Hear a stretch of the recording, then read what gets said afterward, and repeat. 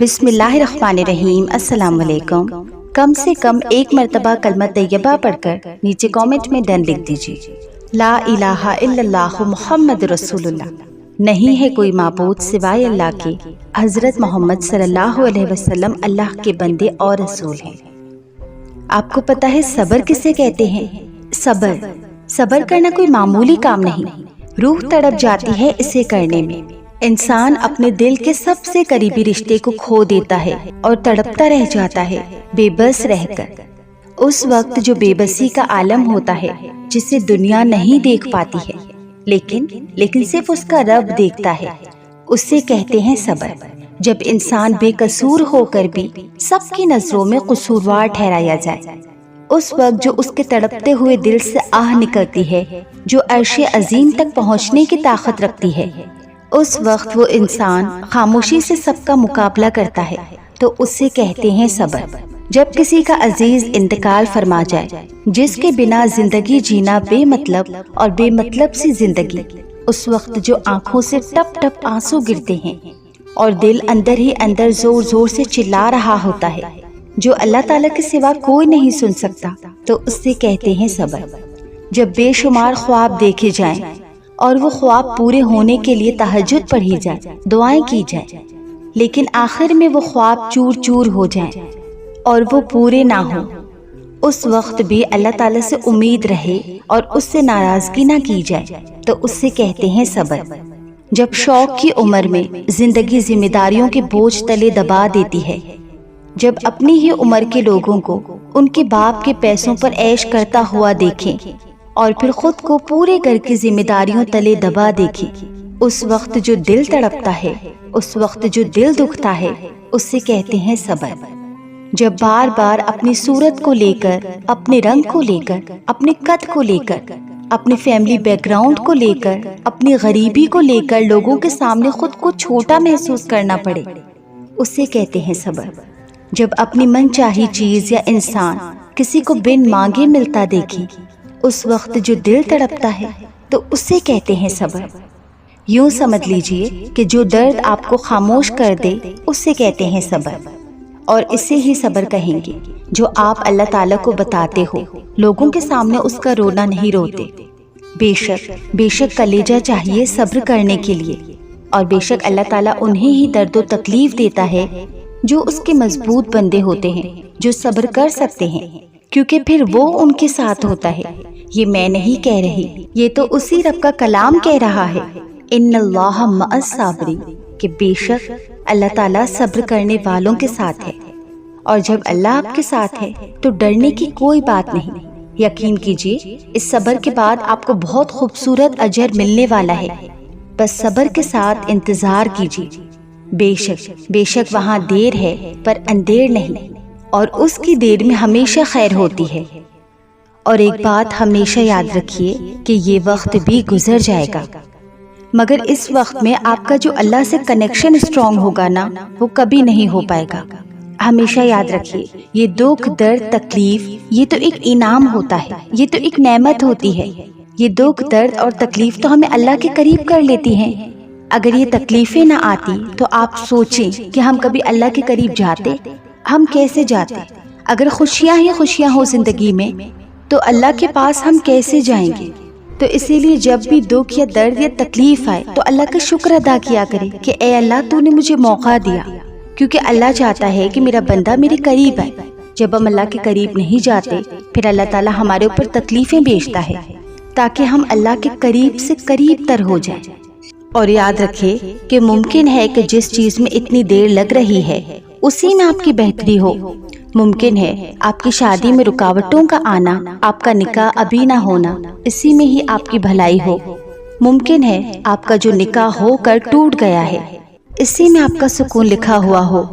ممکن ہے کہ آپ کو اولاد ہونے میں رکاوٹ آنا یا اولاد نہ ہونا، اسی میں اللہ نے بہتری لکھی ہے۔ ممکن ہے کسی انسان کا یا کسی چیز کا آپ کو چھوڑ دینا، اسی میں آپ کا فائدہ تھا، کیونکہ اللہ جانتا ہے، تم نہیں جانتے۔ اور قریب ہے کہ کوئی بات تمہیں ناپسند ہو حالانکہ وہ تمہارے حق میں بہتر ہو، اور قریب ہے کہ کوئی بات تمہیں پسند آئے حالانکہ وہ تمہارے حق میں بری ہو، کیونکہ اللہ جانتا ہے تم نہیں جانتے۔ تو خواہ خواہ فکروں میں نہ ڈوبا کرو، نہ ہی کچھ سوچا کرو، نہ غصہ کیا کرو، نہ ہی چڑچڑا پن بتایا کرو۔ اللہ کی تعریف کرتے رہو، ہر حال میں اس کے شکر گزار رہو، اس کا شکر ادا کرو، کیونکہ اللہ کریم قرآن پاک میں فرماتا ہے اگر تم شکر ادا کرو گے تو میں تمہیں اور دوں گا۔ اور یاد رکھے کہ لوگوں سے دل کا ٹوٹنا بہت بڑی نعمت ہے اگر ہم اللہ سے جڑ جائیں۔ لوگوں کا ہماری مدد سے انکار کرنا بھی بہت بڑی نعمت ہے اگر ہم یہ سمجھ جائیں کہ اللہ کے سوا کوئی ہماری مدد نہیں کر سکتا۔ یہ سب تو صرف اسباب ہیں۔ لوگوں کا ہمیں چھوڑ کر جانا بھی بہت بڑی نعمت ہے اگر ہم اللہ کی طرف چلے جائیں۔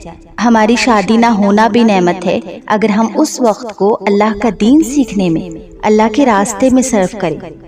لوگوں کا ہمیں جاب نہ دینا بھی نعمت ہے اگر ہم یہ سیکھ جائیں کہ اللہ کے سوا ہمیں کوئی رزق نہیں دے سکتا۔